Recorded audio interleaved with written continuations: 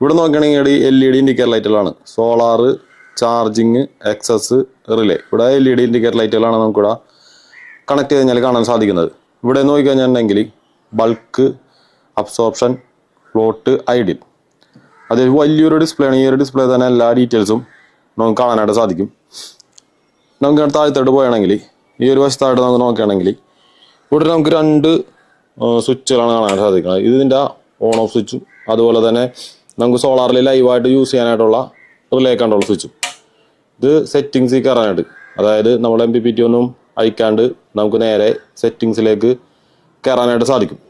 ഇവിടെയാണ് നമ്മളുടെ solar, battery, relay ഔട്ടൊക്കെ connect ചെയ്യേണ്ടത്. അതെല്ലാം ഞാൻ കണക്ട് ചെയ്തിട്ട് നിങ്ങൾക്ക് കൂടുതലായിട്ട് കാണിച്ചു തരുന്നതാണ്. അപ്പം എന്നുള്ളതും ഇവിടെ എഴുതിയിട്ടുണ്ട്. അതായത് നമുക്കൊരു 12 വോൾട്ടിൽ മിനിമം 15 വോൾട്ട് മതി. 55 വോൾട്ടാണ് നമുക്ക് കൊടുക്കാൻ സാധിക്കുന്നത്. അതുപോലെ 1500 വാട്ട്സ് വരെ സോളാർ പാനൽ നമുക്ക് ഇതിനകത്തേക്ക് കണക്ട് ചെയ്യാനായിട്ട് സാധിക്കും. അതുപോലെ 24 വോൾട്ടിലാണെങ്കിൽ 30 വോൾട്ട് വേണം മിനിമം. 110 വോൾട്ട് വരെ നമുക്ക് കൊടുക്കാനായിട്ട് സാധിക്കും.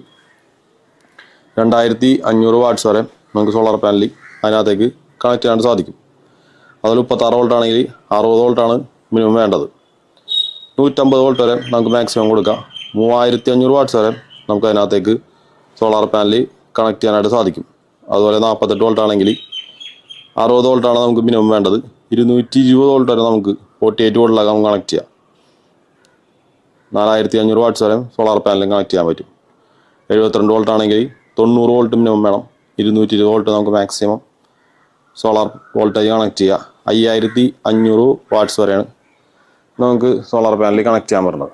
അതുപോലെ നമുക്ക് ഇതിൻ്റെ ഒരു ബാക്ക് സൈഡിലേക്ക് നോക്കുകയാണെങ്കിൽ നമുക്ക് ഇവിടെ അതിൻ്റെ ടെക്നിക്കലായിട്ടുള്ള ഡീറ്റെയിൽസ് എഴുതിയിട്ടുണ്ട്. ഇവിടെ നോക്കുകയാണെങ്കിൽ നമുക്ക് 2 വർഷമാണ് നമുക്ക് വാറൻറ്റി ഉള്ളത്. നമുക്ക് വാറൻറ്റി കാർഡ് നഷ്ടപ്പെട്ടാലും കുഴപ്പമൊന്നുമില്ല. ഈ ഒരു സ്റ്റിക്കർ ഇവിടെ തന്നെ ഉണ്ടായാൽ മതി.